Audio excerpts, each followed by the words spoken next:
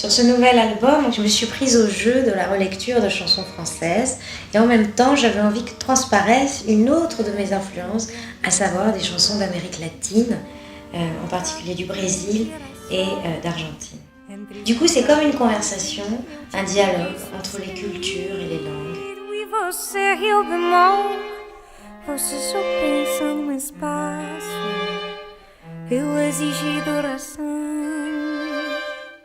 J'avais envie que cet album se situe à la confluence des mots, de la mélodie et du groove.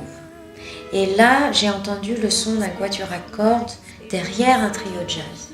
Dans l'inconscient collectif, le quatuor à cordes appartient exclusivement au genre classique. Et pourtant, le quatuor à cordes est une formation homogène qui sonne comme un seul homme. Et il était normal que des musiciens qui ont la double culture classique et jazz se tournent naturellement un jour ou l'autre vers le jazz et jouent des musiques qui groovent. Et j'ai tenu d'ailleurs à ce qu'on enregistre tous ensemble live en studio. Eu sou do engenho de dentro e você vive no vento do arpoador.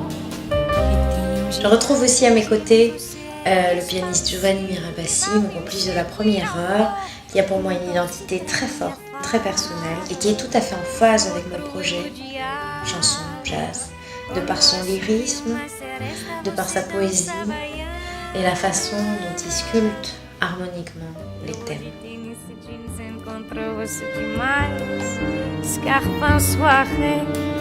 Quando o pau quebra na esquina, se ataca de fila e me ofende em inglês.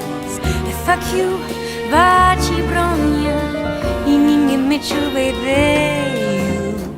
Você só é que me vou no sumidouro do espelho.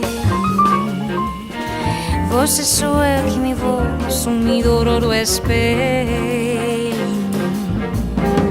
A paz é feita num hotel de uma lavari passada pra descobrir logo depois que não serviu pra nada.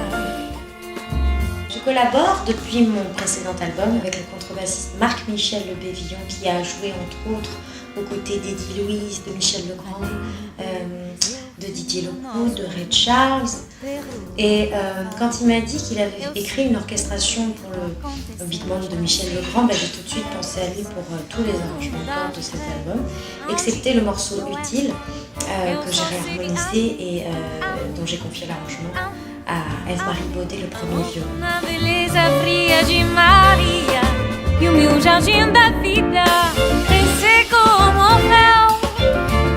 Marc-Michel, je suis allée le voir et je lui ai fait entendre tous les grooves que j'aimais, qui me tenaient à cœur, des grooves cubains, africains, afro-cubains, latins. Et je lui ai demandé de construire des arrangements autour de ces grooves. Il a tout de suite compris ce que je voulais.